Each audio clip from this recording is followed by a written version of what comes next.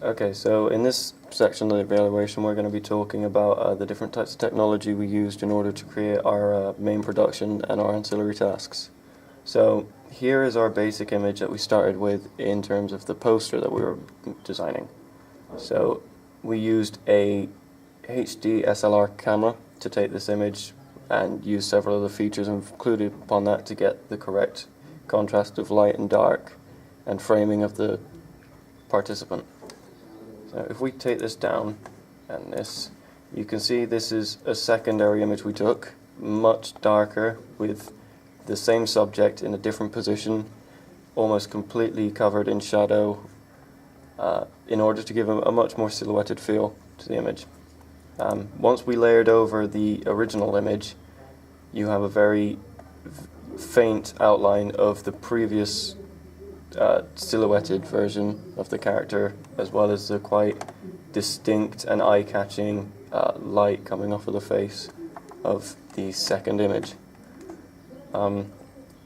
This was very much in tune with Channel 4's use of quite eye-catching and quite expressive images in order to advertise their documentaries. So we then added on the initial text. We tried to use as close to a font that looked like the Channel 4's original font, the kind of style guides font, in order to keep it along with the theme. We then added in a title with the tagline and basic information on when the show was viewing and a brief description of what it would include. Finally, we then managed to source and copy into a Channel 4 logo, removed the color from the sections we needed to, and resized it accordingly so that it was positioned where it needed to be. So within our research, we used a program called Prezi to present some of our research, especially on the documentary Fahrenheit 9/11. You can see here is a much more interactive way of presenting your information than, say, a PowerPoint document. If we click here, you can include various fonts and texts in a much more eye-catching and enjoyable medium to receive the information in.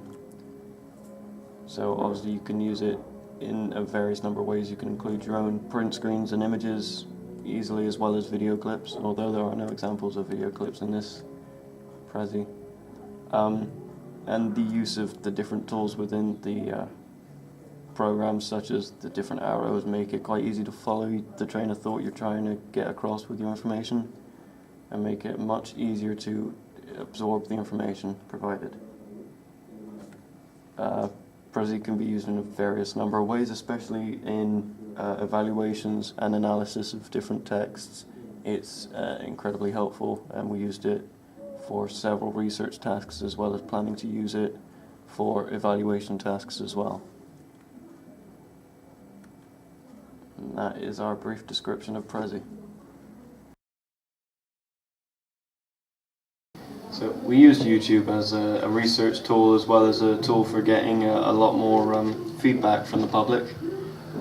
By uploading some of our clips during the progression of the main production itself, we were able to gather feedback from the public as we went through the production process, and use that feedback to try and help us form a much better final product.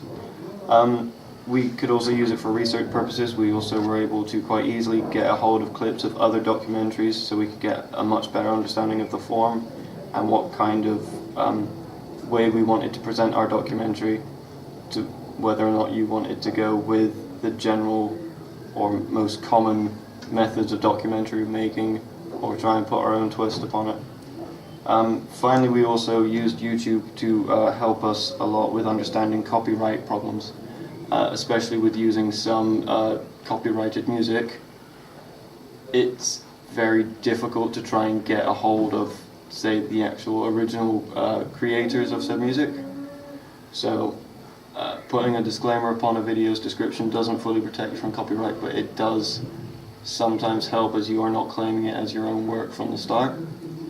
And this can very much help us, especially in the time between getting or emailing, say, the original creator of a piece of music and getting a response back as to whether or not they give you permission to use it, you can still put the video up there. You can still manage to get a bit of feedback on it before you have full agreement to use it without infringing copyright.